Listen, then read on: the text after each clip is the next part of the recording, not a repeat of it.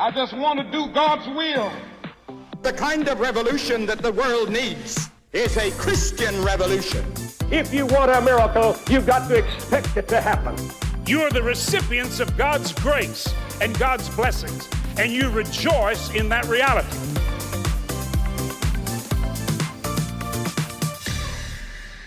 Welcome to Life Today Live. Randy Robison here, and Pride Month, and you don't even need Pride Month anymore to be inundated with an agenda that is not just unbiblical, but in a lot of ways, it's aggressively coming after Christian values, and not just Christian values, but a lot of the values that our country was founded on, with tolerance and a healthy amount of libertarianism mixed in there, but it may be worse than you imagine, and we're going to talk about that today. I've got somebody on the program you may have seen on a lot of other outlets. She's been on The Blaze, she's been on Fox News, she's been on the Ben Shapiro Show, if you follow any of those, and she has a new book out. The book is called False Flag, just recently came out.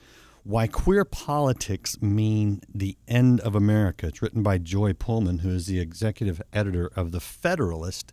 And if you haven't been to thefederalist.com and you're interested in these things, I would recommend it. It's one of my go-to sites to kind of catch up and get some inside information. But this phrase, queer politics, what does that mean? And why does Joy say that it means the end of America? Well, we're going to talk about that today. As always, we welcome your comments as long as you're nice. You can disagree, just be nice about it. Otherwise, you just get deleted. Joy, welcome to Life Today Live. Great to have you on the program. Thank you for having me, Randy.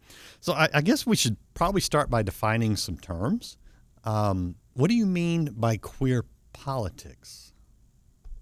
That's the shorthand that I use because I don't like the acronym LGBT, and there's many other letters and so forth. And I think queer is really a good connection, especially since in this book I talk about the spiritual dimensions of that as well. But queer politics for me basically means the sexual side of identity politics. So folks might be familiar with intersectionalism, identity politics, cultural Marxism, all of those. So my book focuses on the marriage and family aspect, or marriage and family destroying aspect of those politics, those group rights that really are designed to and are already displacing Americans' natural rights.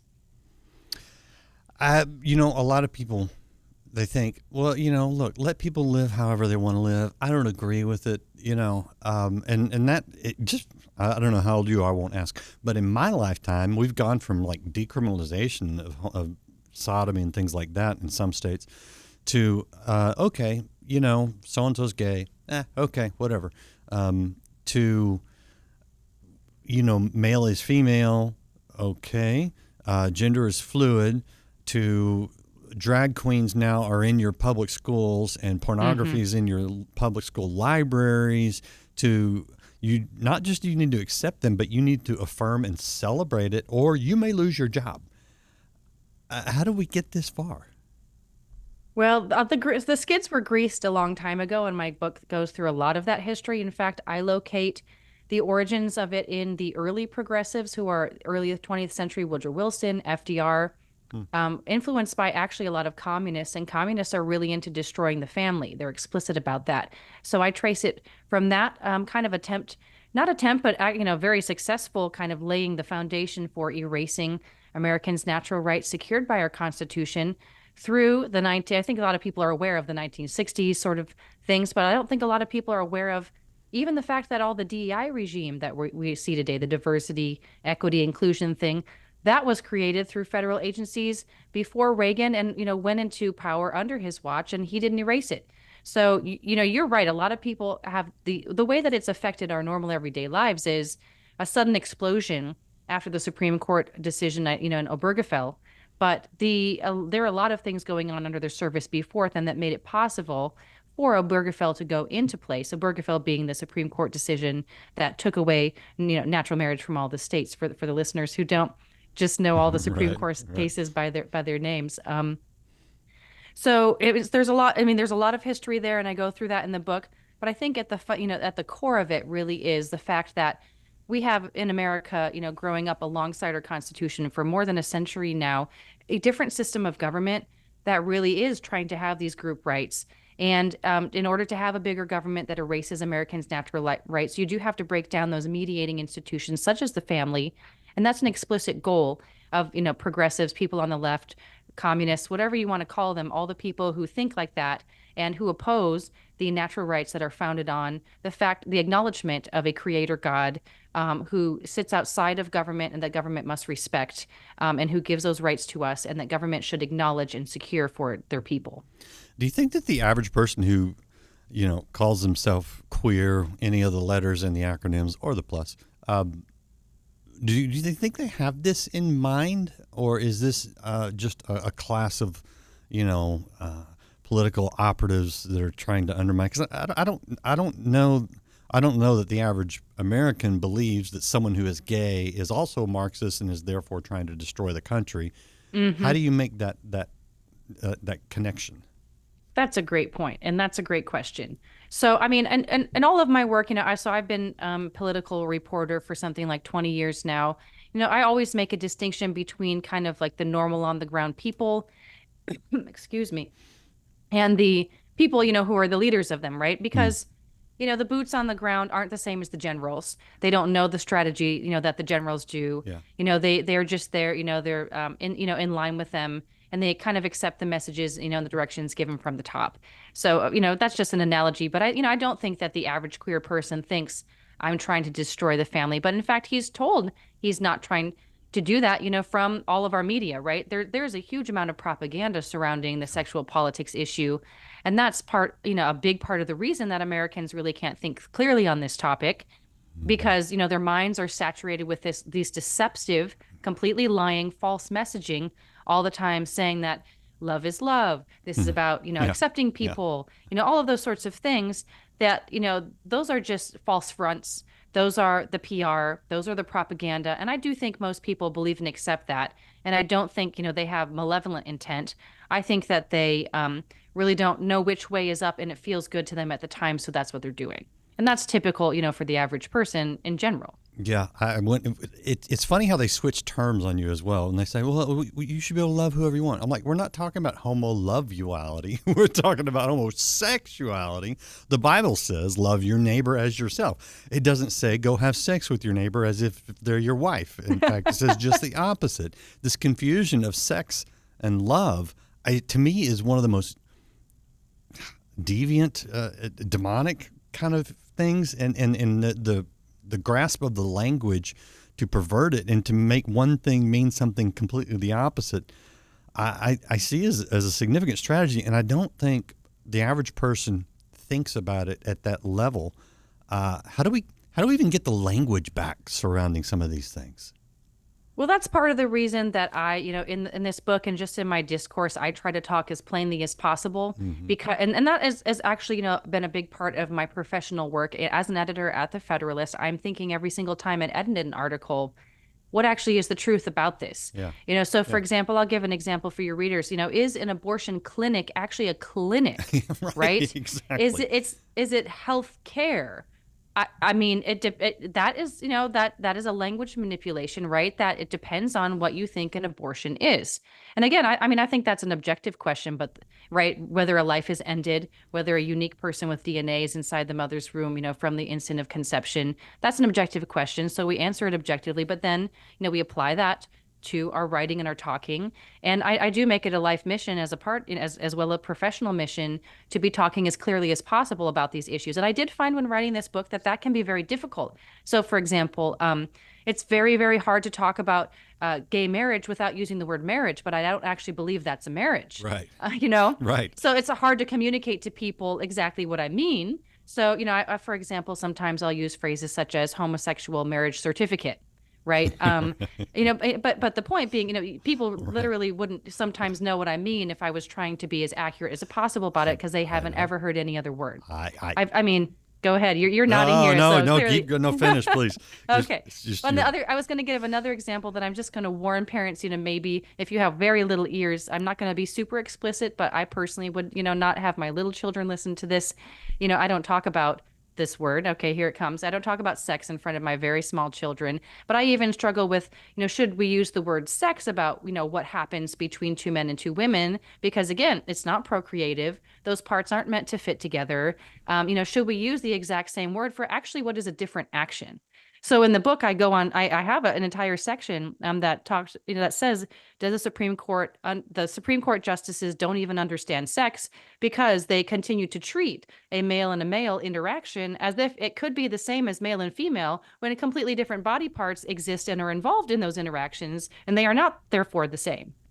Great point. And the one I think that is most insidious right now, in our culture, is gender affirming care, which literally means changing, gender destroying or changing. It's like the exact opposite. You're not affirming, you're literally changing something that I would argue can't even be changed, because if you die 200 years from now and they dig up your bones and do a DNA test, they're going to go, that's a girl, no matter what the surgeons did to you. But I think so, even more than you and I, I've done a lot of writing. We care about language.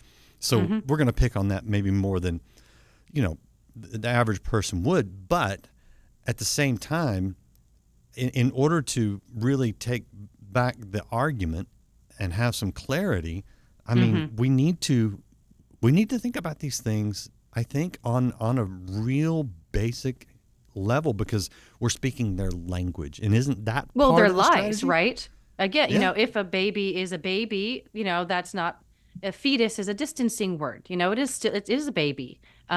Is it really sex? Again, with the example I thought earlier, and this is all a process also, for Christians, of renewing your mind, right? We want to have our mind, our thoughts, and our speech all aligned with the truth. And we know that God's in charge of the truth. And there's some things on which he has spoken very clearly in his word and told us exactly what is truth.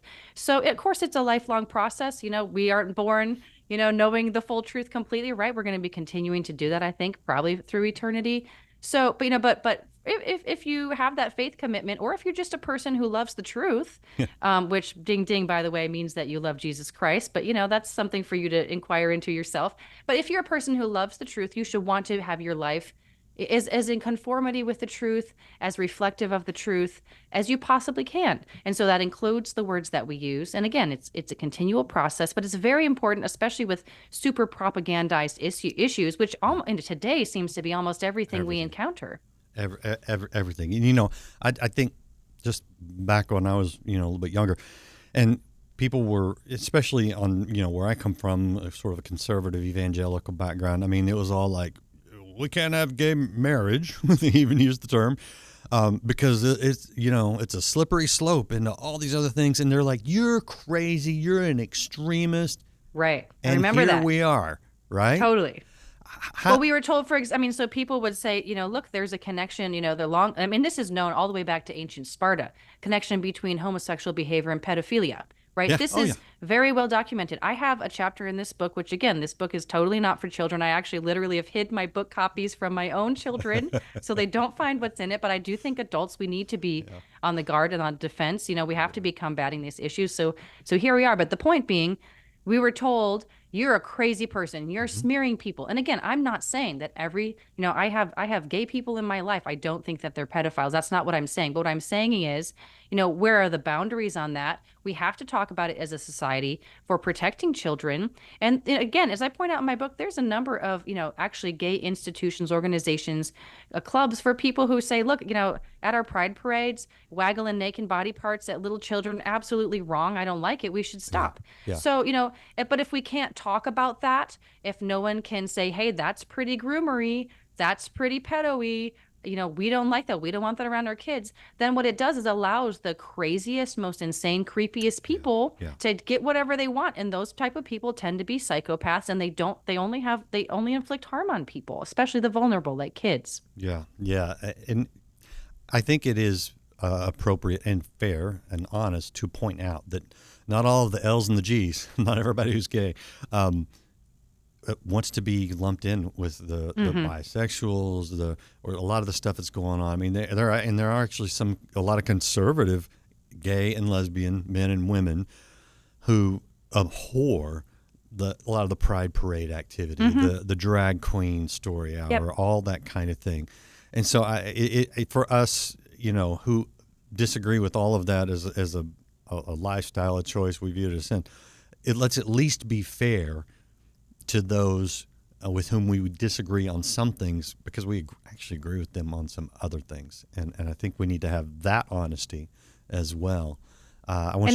Keep, and what frustrates me is that, the propaganda says Christians hate gay people. I believe that Christians love gay people. Jesus loves gay people. He loves every person he has made. He doesn't reject them. He died for all their sins. But the propaganda would divide a wedge between us, again, to make it impossible for us to come together and say, can we all agree about protecting kids? Can we all agree that nudity should be, only involved with consenting adults? Can we just have those baselines established? And so making Christians or conservatives the enemy, again, serves to ban those conversations from happening, ban that dialogue where people can say, look, I'm not saying that you're a creepy person. In fact, I think you don't want this to be happening. And then we can come together in alliance and protect the kids. And in fact, that kind of makes you wonder, right? Why would someone ever want to create a culture and a situation in which nudity around children and sexual contact between strangers and children would ever be possible, right? It seems like, again, like the maniacs are running the show here, and the rest of us, we have to get over our difficulties, our preconceived notions, and talk about this and deal with these issues for the sake of all of us, and especially for the vulnerable kids. So, okay, I was going to show the book again, so I'll do that real quick. Here's the book, False Flag. And I am a little curious about the title, because at first when I saw the pitch on this, I thought it was about January 6th. Interesting. Yeah. But what do we do when we see, literally, the White House celebrating not just, allowing people to live however they want to live within reasonable boundaries, but like pushing the hardcore stuff on us.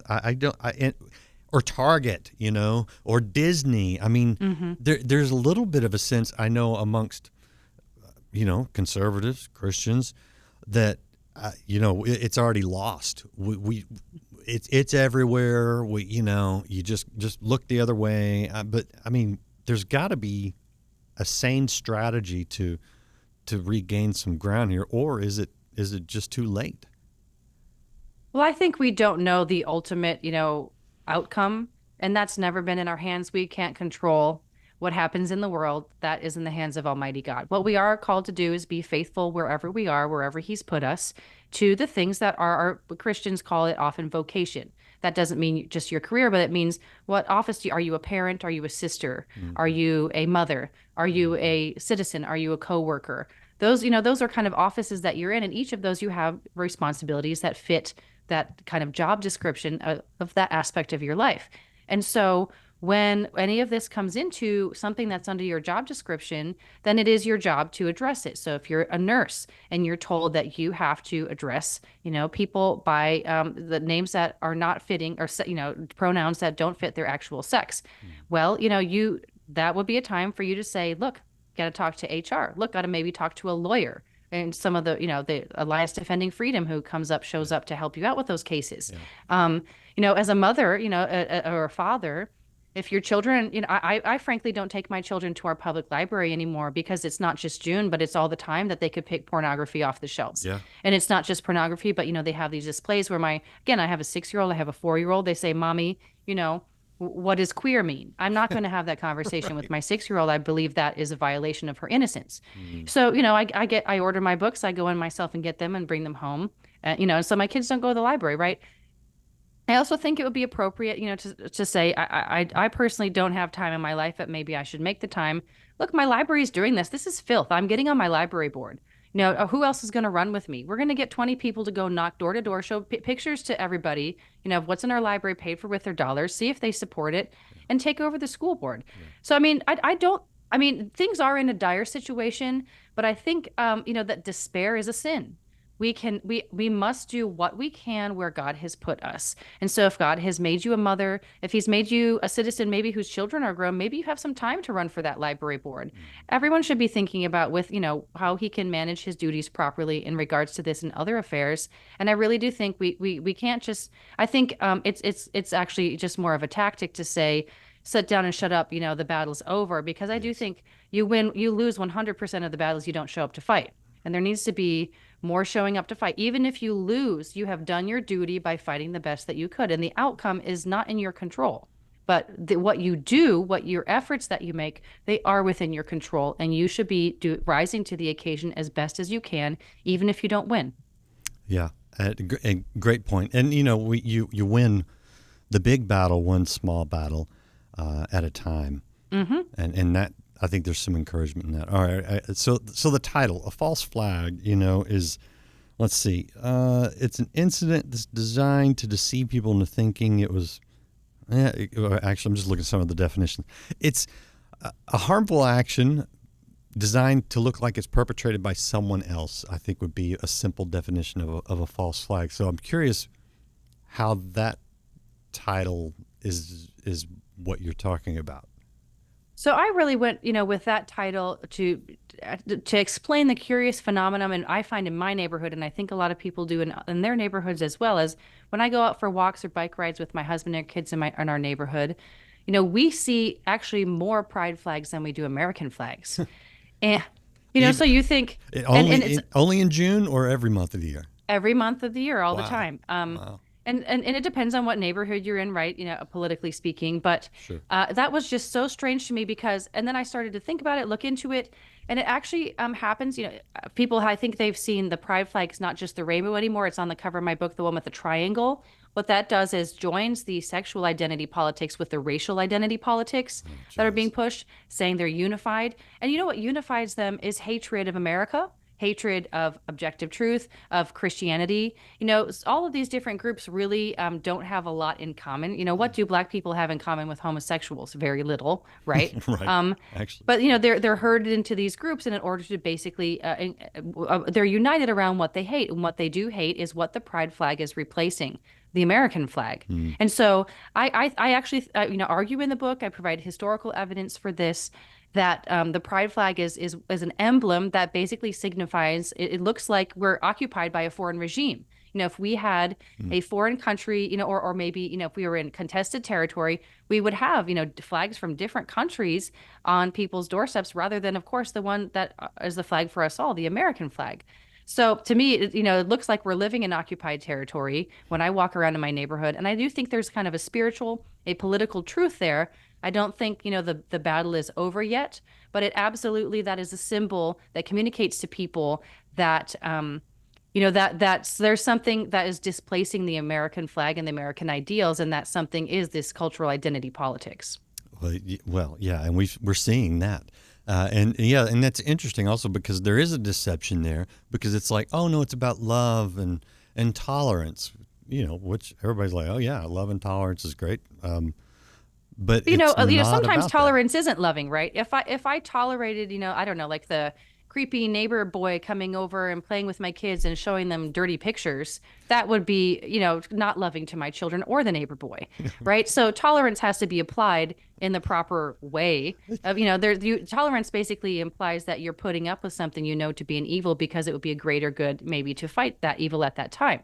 But it's much more important to, other virtues are much more important than tolerance. That's a very low level virtue.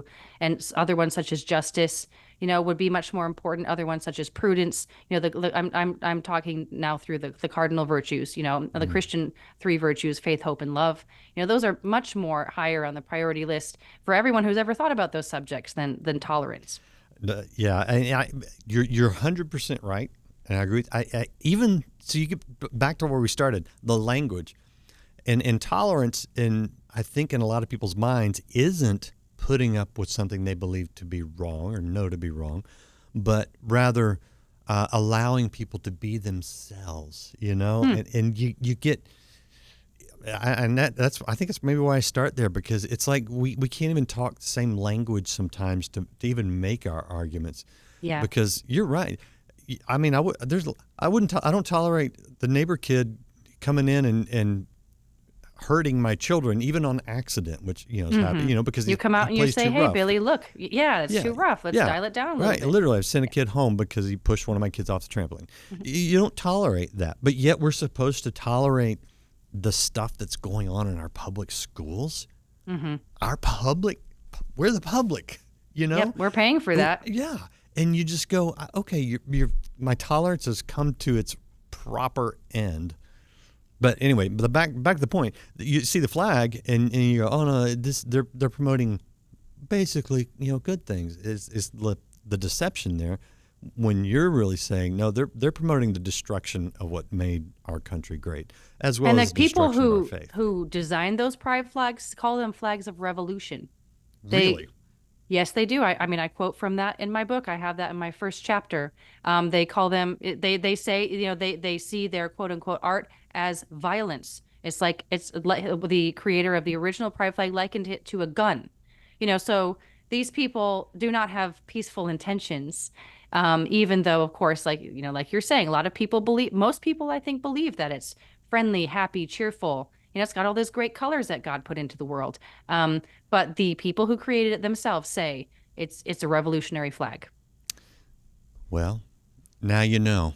All right. So if you're watching, now you know. And you can certainly pick up Joy's book.